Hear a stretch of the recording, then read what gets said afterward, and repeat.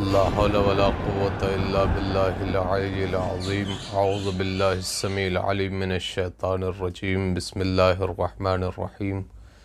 الحمد لله رب العالمين. الصلاة والسلام على سيدنا محمد وآله الطيبين الطاهرين. أما بعد، قال رسول الله صلى الله عليه وآله وسلم: إن الله عز وجل اختار من الأيام الجمعہ، من الشہور شہر رمضان، من اللیالی لیلۃ القدر۔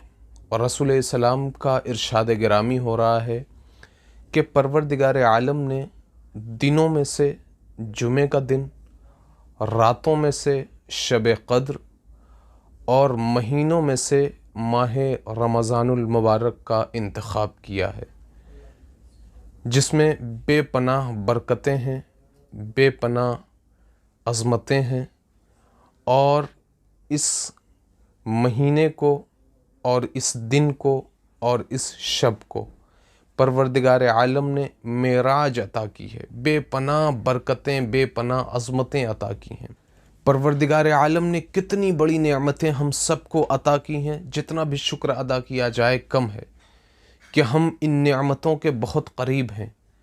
یقیناً ہم اور آپ اور بہت سارے ایسے افراد جو ہماری سوسائٹی میں، ہمارے معاشرے میں اس دن کا، اس مہینے کا اور اس شب کا کوئی خاص خیال نہیں رکھتے، بلکہ عام دنوں کی طرح یوم جمعہ گزار دیتے ہیں، عام مہینوں کی طرح ماہ رمضان کو گزار دیتے ہیں، اور عام شبوں کی طرح شب قدر کو رائیگاں کر دیتے ہیں۔ جبکہ کتنی گراں قدر یہ شب ہے، اور کس قدر عظمتوں والا یہ مہینہ ہے، اور کس قدر بابرکت یہ دن ہے۔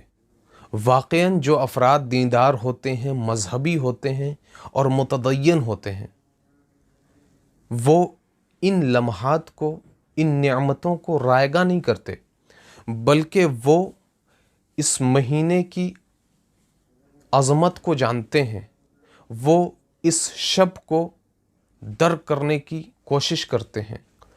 امام محمد باقر علیہ السلام کا ارشاد گرامی ہو رہا ہے کہ شعبان المعظم کے 3 دن رہ گئے تھے۔ رسول السلام نے جناب بلال کو بلایا اور کہا، تمام افراد کو اکٹھا کرو۔ جب لوگ جمع ہو گئے تو رسول السلام منبر پر تشریف لے گئے اور حمد الہی کے بعد کہا، اے لوگوں، تمہارے درمیان وہ مہینہ ہے کہ جو تمام مہینوں کا سردار ہے، جس کی ایک رات 1000 مہینوں سے افضل ہے۔ اللہ اکبر! کیا فضیلت ہے ماہ مبارک رمضان کی۔ پروردگار ہم سب کو عبادت کرنے کی توفیق عطا فرمائے، اور خصوصاً اس مہینے کو درک کرنے کی توفیق عطا فرمائے۔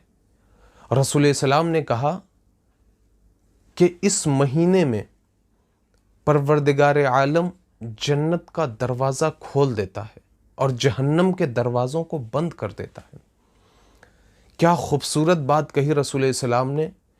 کہا، اگر اس مہینے میں کوئی اپنی مغفرت نہ کرا سکے تو پروردگار عالم اسے خود سے دور کر دیتا ہے۔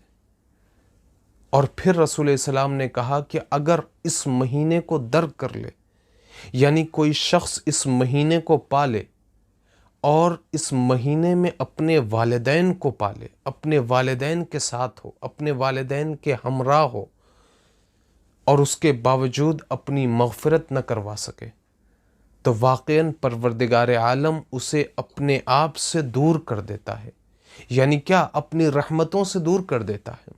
اور پھر رسول السلام نے فرمایا، اور اگر اس مہینے کو درک کر لے، اس مہینے کو کوئی شخص پالے اور اس کے سامنے میرا ذکر ہو، یعنی رسول السلام کا ذکر ہو، اور وہ آل محمد پر درود نہ پڑھے، آل محمد پہ صلوات نہ پڑھے، تو رسول السلام کہتے ہیں کہ پروردگار عالم اسے اپنے آپ سے دور کر دیتا ہے، اپنی رحمتوں کے حصار سے دور کر دیتا ہے۔ پروردگار ہم سب کو اصل عبادت کرنے کی توفیق عطا فرمائے۔